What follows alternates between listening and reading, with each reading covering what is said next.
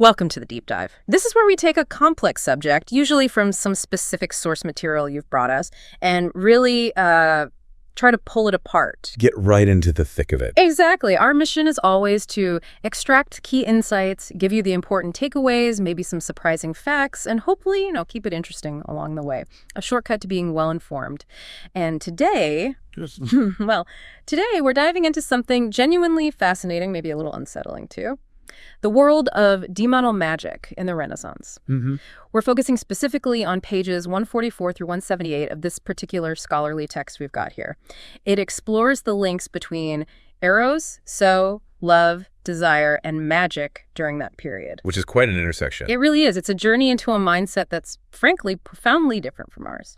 We're trying to understand the cultural assumptions that shaped how people back then understood invisible forces, their power, and, how they got tangled up with human life. Yeah, and it's really crucial to say right up front, this isn't about us saying, oh, magic is real or demons definitely existed. That's not the point at all. Right. Not validating, but understanding. Exactly. Our approach, following the source, is historical, anthropological. We want to grasp how people in the Renaissance perceive their world, how this specific worldview, which this source centers around this idea of the phantasmic pneuma. Phantasmic pneuma, okay. Yeah, this vital spirit, this invisible medium connecting the individual to the cosmos. How the belief that invisible forces could interact directly with human imagination through this pneuma and influence the real world. Right. How that shaped everything. So it wasn't just some fringe belief. Not for many, no. It was fundamental. It influenced their science, their culture, even politics for a long time. It's about understanding that mindset. Okay, let's unpack this world then. If we're stepping into a reality where the invisible is constantly present, who did they think lived there? What about these spirits and demons? Well, if you go back to the older traditions, like Neoplatonism, it wasn't quite so black and white. Demons weren't automatically evil. Oh. No, there was a distinction often based on basically location, where they lived. You had beneficent demons, the good ones, associated with the higher celestial spheres up near the planets and stars. Okay. And then you had the malevolent ones, the evil demons, down here in the sublunar realms. So the air around us, the earth, the sea, closer to humanity, and generally seen as more troublesome. Makes sense. Location is everything. Sort of, yeah. But then, as Christianity absorbed these ideas, particularly with thinkers like the Christian Platonist Michael Psellos, the view tended to get, stricter. How so? For Psellos, who is drawing on accounts from this hermit, Mark of Chersonesus, for him, all demons were essentially evil, full stop. No shades of gray there. Not really. He described their nature as having these tenuous kind of dim pneumatic bodies. Think spirit stuff, but dark and shadowy, not like the bright glowing bodies imagined for angels. So made of this pneuma stuff, but darker. Precisely. And even though they were pneumatic, made of spirit, Psellos and Mark believed they had some surprisingly physical abilities. Like what? Well, for instance, the ability to ejaculate semen. This is part of explaining, incubi and succubi, how demons could supposedly have sexual relations with humans or even sire children. Wow, okay. That's specific. It is. The belief even extended to them being born inside animal bodies. They were described as having limbs, eating, even, defecating. They needed to eat even spirit bodies. Apparently so, but not like us. The idea was they absorbed spirit and bodily fluid, sort of like sponges, from their environment or from people. It's a very visceral image. Visceral, yes. And maybe a bit unsettling. So the spirit world wasn't empty then? Far from it. According to Mark of Chersonesus, as quoted by Psellos, it was incredibly crowded. He claimed, and this is the direct quote essentially, all the air above and around us, the whole earth, the sea, and the bowels of the earth are full of demons. Everywhere, basically. Pretty much. Psellos tried to bring some order to this chaos by categorizing them. He came up with 6 types based on habitat. Okay, what were they? You had the igneous demons living in the fiery upper air. They had this name. Lularion, apparently from some barbaric parlance. Then the aerial ones, terrestrial living on earth, aquatic in water, and subterranean underground. That covers most places. What was the 6th? The 6th were those who flee light, described as invisible, totally dark, and causing destruction through cold passions, like a spiritual chill or apathy. Interesting. Did they all act the same way? No, and this is a crucial distinction Psellos made. The sublunar ones, aerial and terrestrial, the ones closest to us, their influence was primarily spiritual. Meaning? Meaning they aimed to deprave the soul. They worked by manipulating fantasies and cogitations, thoughts, and images inside your mind. And Celis specifically mentions them provoking erotic fantasies. So connecting demons directly to temptation and desire. Exactly. But the other types, aquatic, subterranean, the light-fleeing ones, their activities could be more directly materialistic, affecting the physical world or the body itself. Okay. And how did they manage this influence? How did they get inside your head or affect the world? It all came back to that pneumatic essence. Because they were made of this malleable spirit stuff, they could supposedly assume any form or color they wanted, especially in the air. They didn't always appear physically, but revealed themselves to the human spirit. How? Primarily through the imagination. They could project images, thoughts, sensations into a person's mind, making these internal experiences feel incredibly real, like genuine messages or encounters. So the imagination, the fantasy as the text calls it, was like the main doorway, the battleground. Absolutely. It was seen as the primary point of contact, the place where humans were most vulnerable to manipulation. Understanding that role of imagination and the phantasmic pneuma is key to understanding their whole system of magic. Wow, that's a powerful picture. A world just teeming with invisible forces constantly interacting with the human mind. Okay, so if people believed this, that the world was full of these beings, some good maybe, but mostly malevolent according to Celis, and they're influencing us through our imagination, how did they try to, do something about it? How did they use magic to interact with them or protect themselves? How did that demonology translate into practice? Right. That's the logical next step. This understanding of demons and spirits is the direct foundation for the magical practices discussed in the source. And the common thread, the underlying principle for a lot of it, is this concept of pneumatics. Back to the pneuma. Exactly. The idea of a universal pneuma, this cosmic spirit or life force, and the belief that there's a continuity between that cosmic pneuma and the individual pneuma inside each person. This individual spirit was the essential medium for any magical action. So to affect the world or talk to spirits, you had to work through this spirit stuff. Pretty much, yeah. Often by manipulating your own phantasmic pneuma, Yeah. your imagination, your vital spirit. Okay. What kind of practices are we talking about? Well, one major one the source explores is theurgy.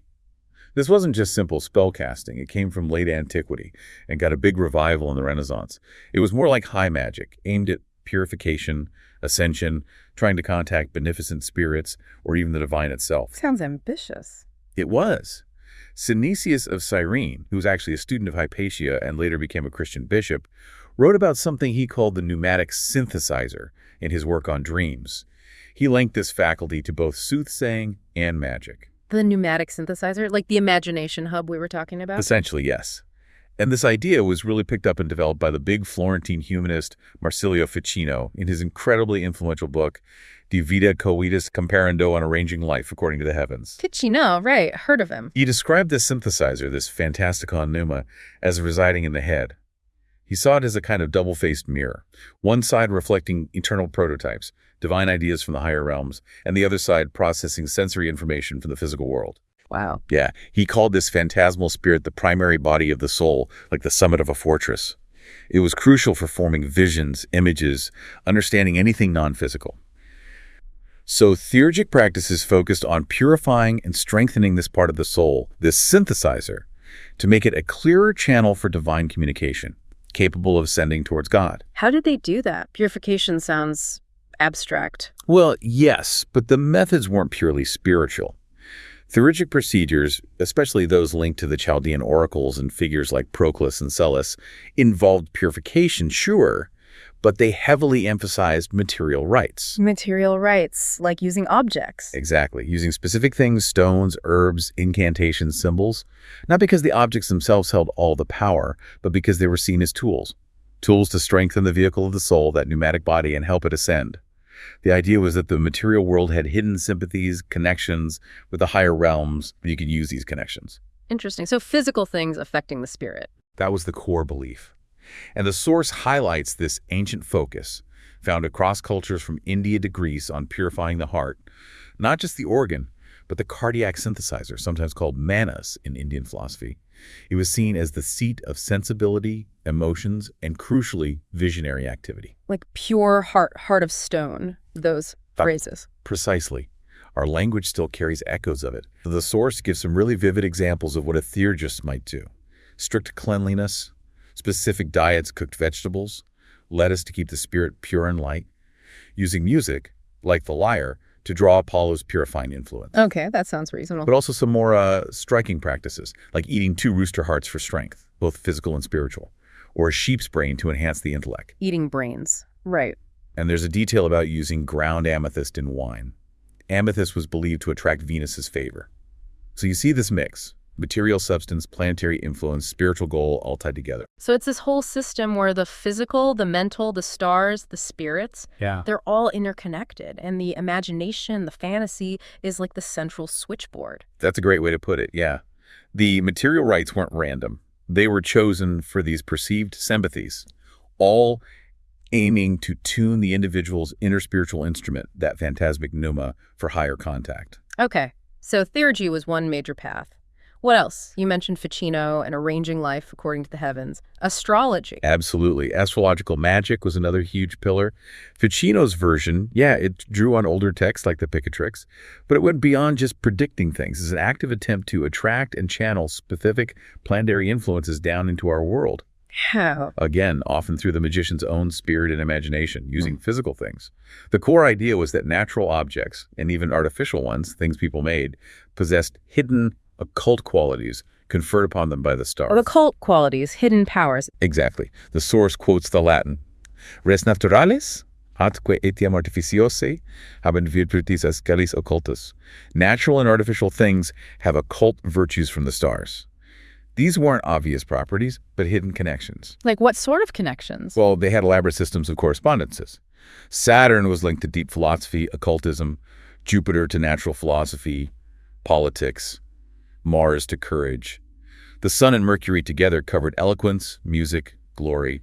Venus was for festivities, parties, the Moon for nourishment, growth. The whole system. Oh, yeah. They even developed remedies based on which planets supposedly influence which body parts. So how did they use this? Just knowing the connections isn't magic, right? No.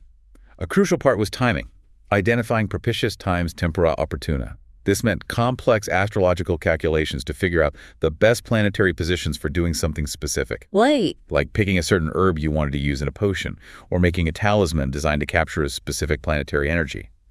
The timing, when the stars were right, was considered just as important as the materials themselves. Right. Timing is everything in astrology. And they also used astrological images. The text gives this detailed example of how the first face, or decan of Aries, was depicted a man with red eyes, a beard, specific clothes, posture. These weren't just illustrations. The magician would likely visualize these images intensely in their fantasy during prayers or orations to these planetary spirits, these sidereal divinities. Maybe using specific prayers like the planetary orations found in the Picatrix. So hold the image in your mind, say the right words at the right time. And use the right corresponding materials, yeah. That combination was thought to attract the desired celestial force, channeled through the magician's focused imagination and pneuma. Did they use tools, too? Yes. The source mentions instruments like the strophalos or lynx, described by Celis and Proclus.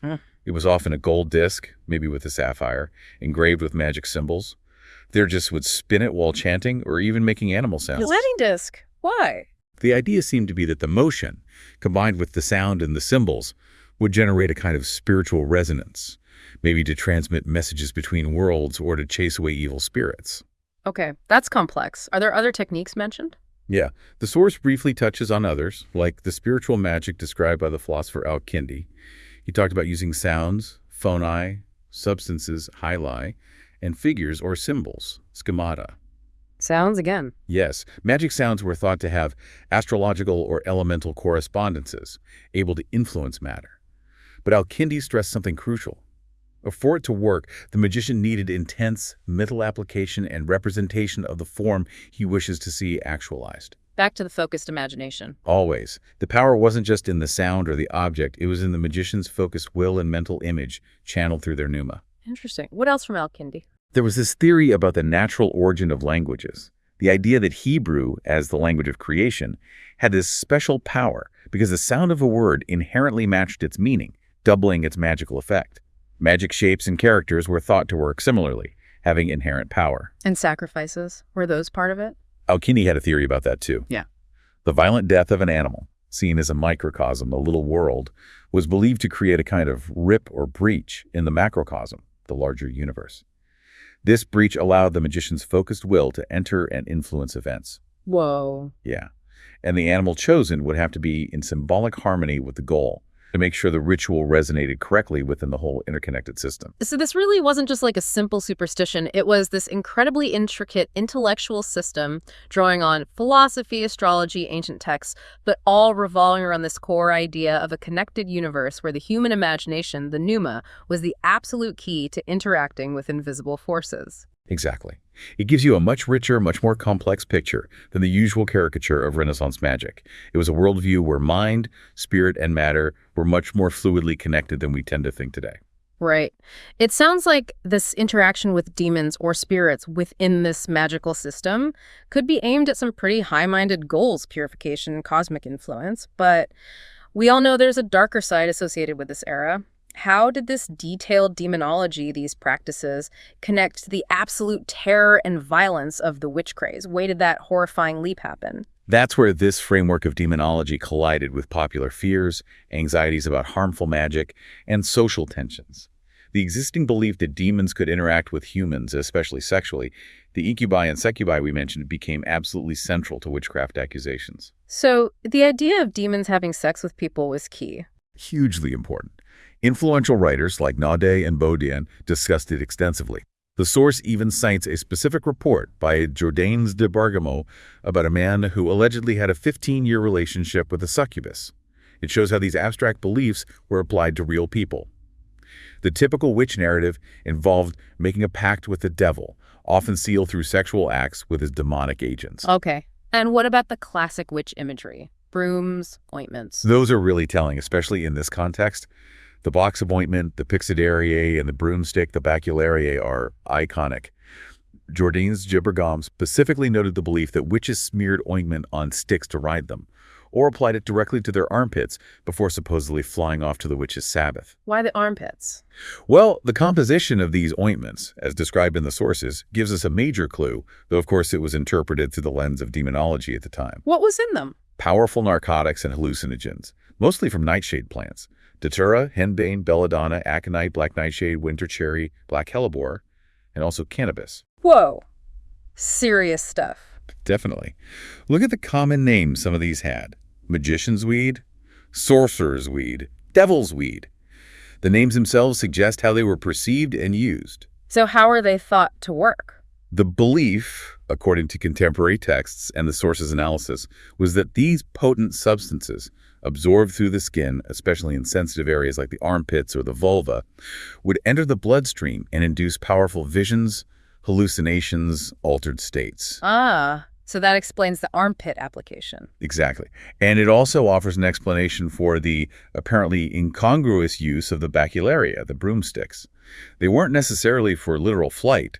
They might have been used as applicators for the ointment in those sensitive areas, or perhaps smeared with the ointment themselves and then ridden symbolically during the drug-induced experience. That makes a disturbing kind of sense. And here the source introduces a really fascinating point, an observation from Giordano Bruno that was apparently ignored for a long time. Bruno, the philosopher they burn at the stake? What did he observe? He suggested that at least some of these witchcraft confessions, these experiences people reported, could be explained by this cutaneous absorption of hallucinogens.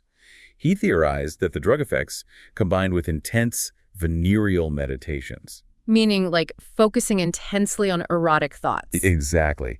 That this combination, maybe influenced by other bodily factors, could produce what he called artificial semen. Not literal semen, but a kind of intense spiritual or pneumatic excitement leading to overwhelming phantasmic enjoyment. Phantasmic enjoyment, like vivid hallucinations of pleasure. Precisely. This intense imaginative experience could make people genuinely believe their phantasmic cogitations. The scenes playing out vividly in their minds were real acts. They couldn't distinguish between the drug-induced dream state and waking reality. They experienced these voluptuous encounters with figures that felt absolutely real within their altered state. So Bruno was suggesting a kind of psychopharmacological explanation, hallucinations interpreted through the lens of demonology. That's the remarkable insight the source discusses. It does resonate with later comparisons. Some scholars, like Roheim or Staudenmayer, made between magical behavior and certain aspects of schizophrenia, where internal states get projected outward. But the source distinguishes them, right? Crucially, yes. While there's an analogy in the power of internal imagery, The Renaissance magician, theoretically, had to maintain awareness that their visions, their phantasmagoria, operated only on the level of phantasms within imagination. The person experiencing schizophrenia loses that boundary, believing the phantasms are external reality. A fine line, perhaps. A critical one. And Bruno himself, in his writings about imagination, actually warned about the dangers of this intense imaginative work if you weren't careful. He explicitly linked it to the risk of losing your mental health, of confusing the inner and outer worlds. That adds a whole other layer to the witch craze. It wasn't just abstract theology. It was maybe also people interpreting powerful, potentially drug-induced or psychologically intense imaginative states through the only framework they had, the demonological one. Exactly. The belief system provided the explanation and the condemnation for experiences that might have had other roots. Okay, let's focus on a specific individual who seems to embody this whole complex tangle of scholarship, magic, and alleged supernatural collaboration. Johannes Trithemius, abbot, scholar, magician. His story seems wild. Trithemius is absolutely fascinating in this context. The source makes a strong claim that pretty much everything he achieved in his career was reportedly due to close collaboration with supernatural forces. It wasn't just a rumor. It was central to his reputation. So what's his story? Well, his biography itself reads like something out of a legend, which definitely fueled later stories. Born Johannes Heidenberg in 1462, Heidenberg meaning of the pagan mountain, which has symbolic weight. Definitely suggestive. He had a tough childhood, apparently clashed with his stepfather over wanting to study. He resorted to intense fasting and prayer, classic ascetic practices often thought to open doors to the spiritual realm. And this supposedly led to a powerful vision at night. Yeah, described as Dante-esque. A young man appeared, showed him 2 tablets, one with writing, one with painted figures. He had to choose his path. Trithemius chose the painted tablet. The one with images. Exactly, which the source interprets as him consciously choosing a path tied to imagery, imagination, phantasms, the very realm we've been discussing as key to interacting with invisible forces. And did this vision help him? Apparently, it unlocked something. The next day, he gets the chance to learn the alphabet, teaches himself German, Latin, later Greek, all without formal university training. His rise was meteoric. In 1482, a snowstorm forces him into the Benedictine convent of Sponheim. Just by chance. As the story goes, he decides to stay, becomes a novice, and boom, by 1483, he's elected abbot at age 23. 23, running a monastery while pursuing this path of phantasms. That's remarkable. It is. And one of his first big projects as abbot was building an incredible library at Sponheim. He had the monks copying manuscripts like mad. In about 20 years, he took it from maybe 48 books to nearly 2,000. It became one of the most important libraries in Germany, a destination for top humanists. Trithemius himself boasted about it, describing it in Latin as so rare and admirable a library. Books not vulgar or common, but rare, hidden, secret, and admirable, such as are scarcely found elsewhere. Rare, hidden, secret. That sounds deliberate. Very deliberate. And this description gets extra weight when you consider his later book, Antipalus Maleficiarum, Against the Witches, written after he'd left Sponheim. It strongly suggests his library was packed with occult texts. Like what? The source lists some real heavy hitters likely in his collection. The Key of Solomon, or Aversion, Calvicula Salomonis, the Picatrix we mentioned, Sefer Raziel on angel magic, a Demonomagic text attributed to St. Cyprian, works by figures like Michael Scott and Albert the Great associated with magic, and even specific demon summoning guides like On the Composition of the Names and Characters of the Evil Spirits and the Bonds of the Spirits. He wasn't just collecting theology. He was actively gathering the core texts of practical magic and demonology. That seems very likely, yes. And the legend of Trithemius the sorcerer really took off after his death, apparently fueled by a letter he wrote to a friend, Arnoldus Bostius, about something called the Fraternity of Joachim. Bostius died suddenly, the letter got read publicly, and it revealed Trithemius' deep esoteric interests. Okay, but what about his own works? Did he write about magic himself? Oh, yes. His most famous or infamous work connecting directly to magic is steganography.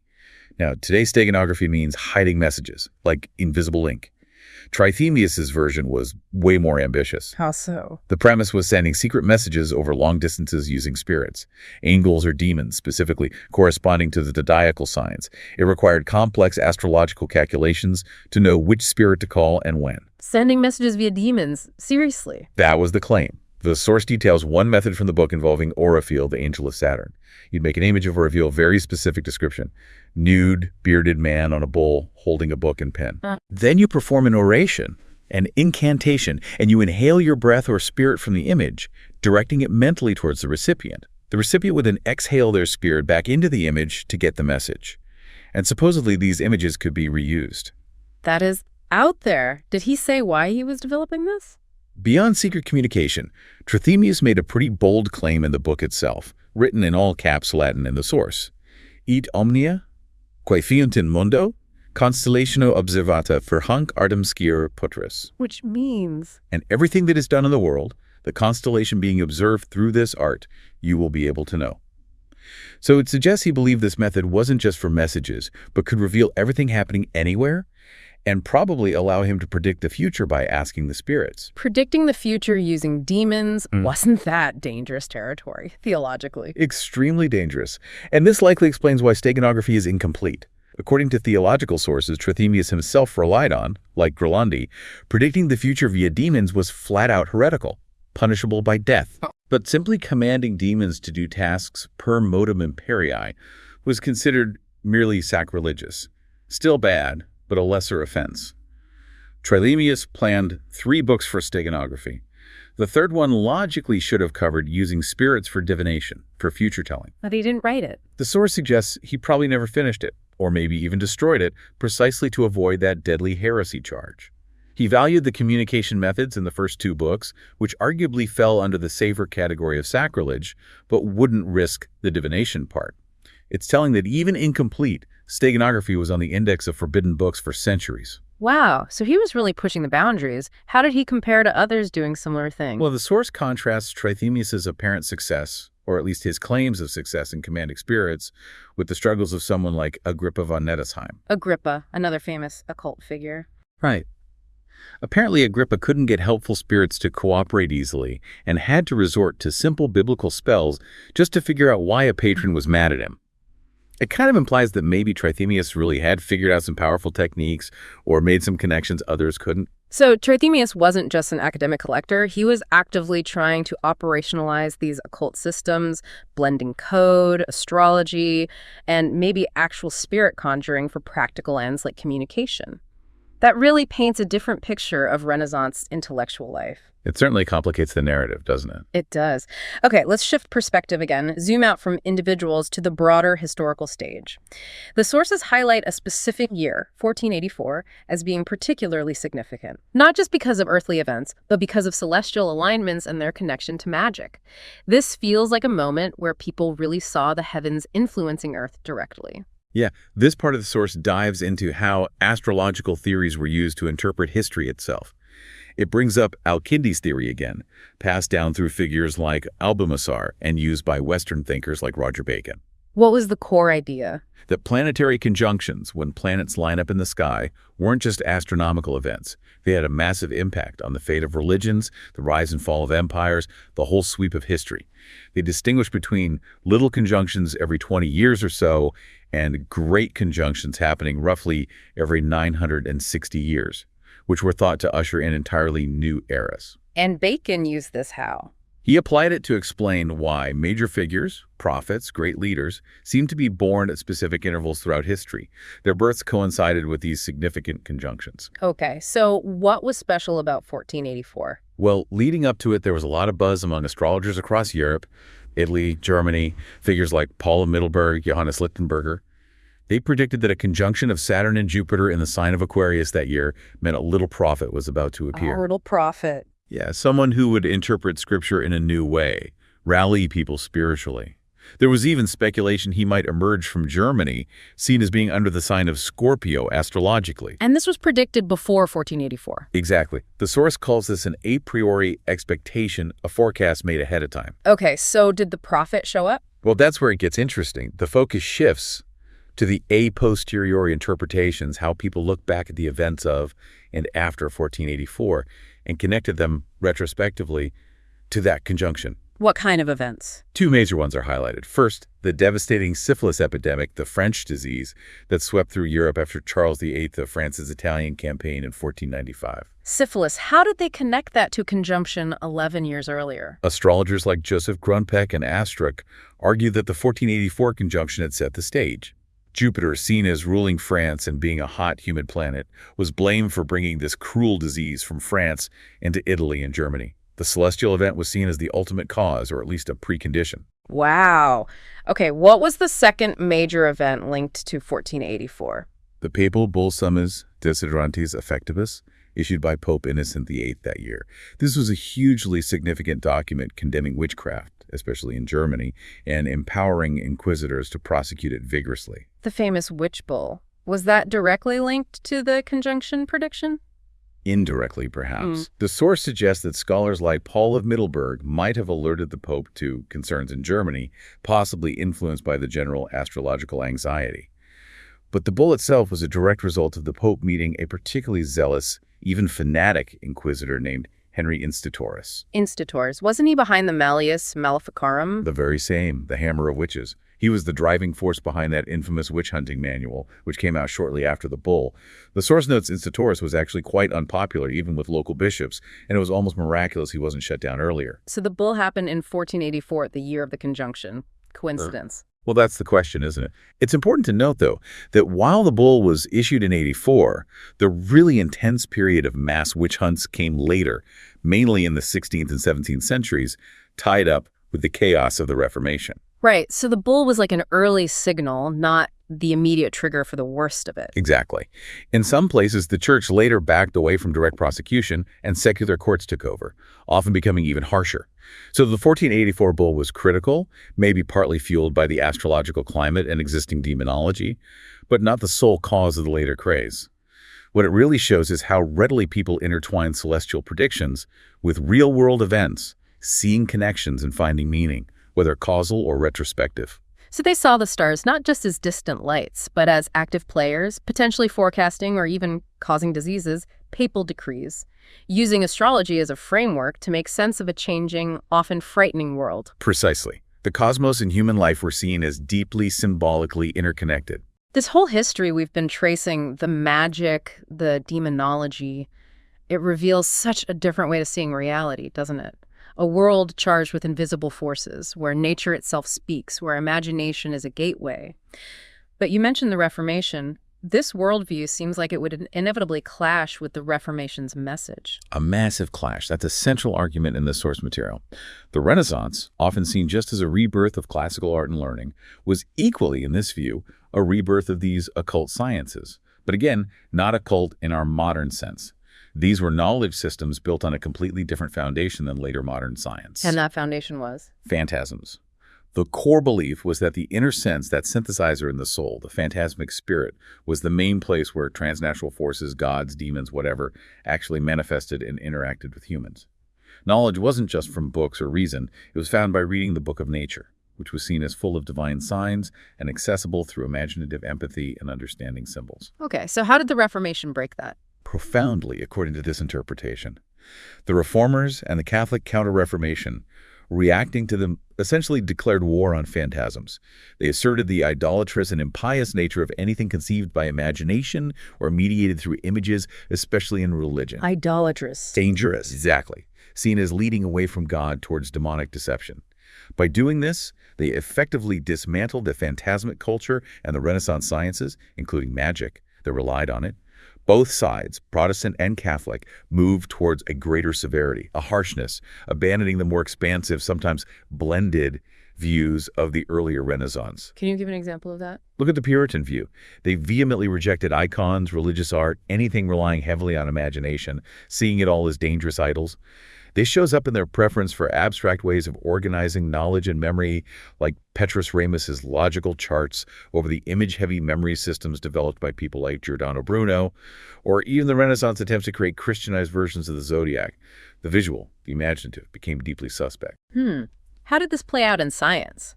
The source mentioned Copernicus. Right, the debate over the sun-centered universe is used as an illustration. A more imaginative theological approach, like maybe from Cardinal de Berulle, might have been open to Copernicus's mathematical elegance. But Puritan rigidity, like a figure named Smitho and even some traditional Thomists, resisted. Why? Often based on literal readings of Scripture, or just wanting to avoid upsetting the established cosmic picture, which they felt provided stability and peace of mind. Even if the new model was simpler mathematically. Yes. The comfort of the familiar, imaginative picture of an Earth-centered cosmos seemed, for some, more important than the rational advantages of the new system. So this fear of imagination, of being led astray, was powerful. Hugely powerful. The source argues this deep Puritan anxiety, the fear of being estranged from God potentially through the allure of nature or imagination, led to a hardening of traditional views that became dominant in many places. And the great paradox, perhaps, is that by trying to purify religion from nature and imagination, this path arguably ended up pushing God further out of the experienced world, leading to the kind of philosophical anguish you see later in someone like Pascal. Pascal. His famous terror of the infinite silent spaces. Exactly. That feeling reflects a cosmos where God feels absent. It's a universe utterly different from the Renaissance pantheism of Cusa or Bruno, who saw God everywhere in nature. The silence of God, Pascal felt, in this interpretation, is also the silence of nature. The Reformation effectively sought to close the book of nature, to stop reading it for divine signs, seeing it instead as the primary source of alienation from God, full of temptation and tied to the corrupt imagination. And the ultimate villain in this view was the great culprit, identified by the Reformation for basically all evils, according to the source, sinning nature itself. Nature, with its inherent eros, its connection to the dangerous imagination, was seen as fundamentally fallen, untrustworthy, a source of sin. Wow. So we move from a world where nature and imagination could be paths to the divine, or at least spiritual power, to one where they were fundamentally distrusted, seen as the roots of idolatry, sin, and separation from God. That's a seismic shift. It's a complete reorientation, a transformation in how humans related to the world outside and the world inside. And this huge shift in worldview must have had massive cultural ripples, right? Affecting everything from fashion to art to the stories people told. You mentioned the Faust legend. Absolutely. The source shows these ideological battles playing out right across the cultural landscape. It contrasts what it calls a Renaissance permissiveness, an openness about the body, pleasure, with the severity that came later. What kind of evidence? Things like fashion. Moving from the revealing necklines or varied waistlines of the Renaissance to the restrictive, flat-chested, dark clothing, especially in Spain, that became associated with post-Reformation piety. Mixed public bathing, village dances common earlier, frowned upon later.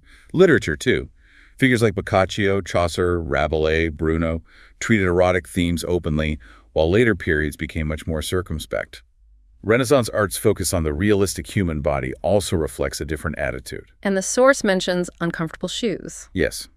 As a small but telling detail, the church apparently encouraging uncomfortable footwear as a way to discourage worldly pleasures like dancing. Subtle. How did the image of the witch fit into this cultural shift? Witches, especially in art like Hans Baldung Green's, often became figures embodying everything the new severity rejected about the natural body and nonconformity. They're depicted with wide hips, prominent breasts, wild hair, symbols of untamed, sinning nature. So the witch becomes the icon of the rejected natural self.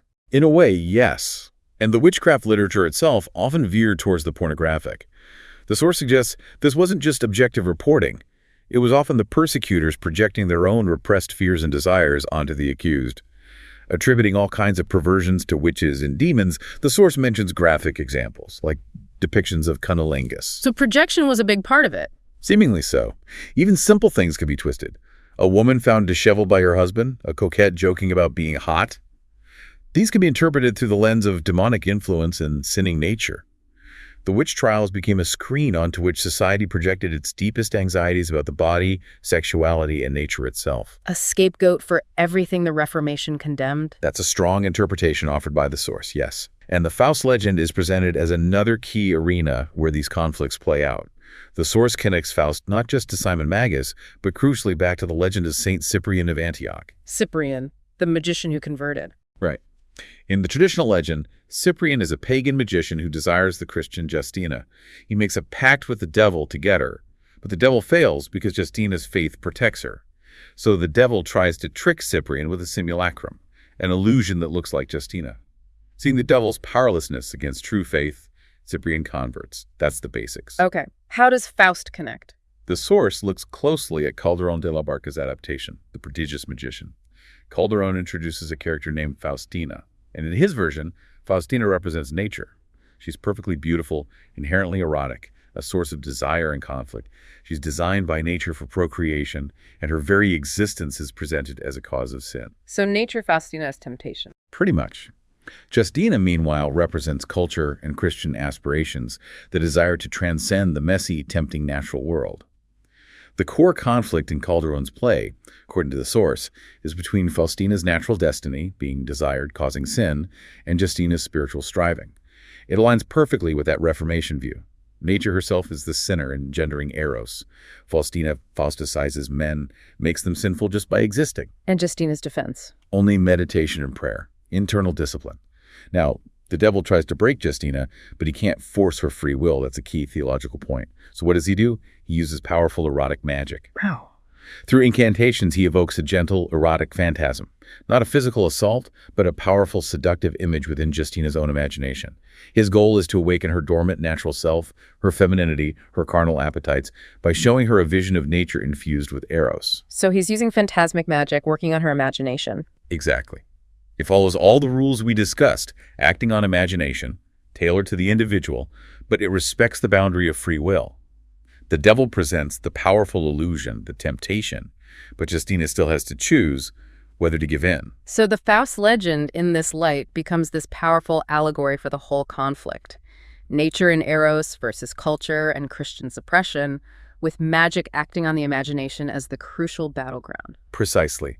It dramatizes the tension between the natural self and the attempts to control or transcend it, using magic, operating on phantasms, as the key mechanism in that struggle. We have covered an incredible amount of ground today. I mean, from the different kinds of demons Renaissance people believed in, to the really complex magical practices they developed using imagination and this pneuma. Right, through to the tragic connection with the witch craze, figures like Trithemius blurring scholarship and sorcery. The way they interpreted celestial events, that huge clash with the Reformation's worldview, and how it all echoes in stories like Faust, it's a lot to take in. It really highlights a massive shift in how Western culture understood reality.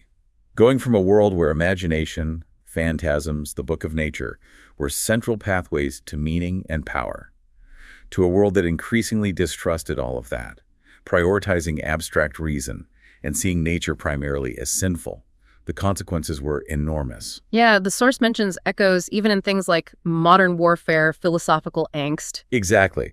That sense of a disenchanted world, a silent God, a problematic nature, you can trace threads back to this period of upheaval. It really makes you think, doesn't it? About how dramatically our basic assumptions about the world, about our own minds, can change over time, and the huge impact those changes have on, well, everything. And the source finishes on quite a provocative note, doesn't it?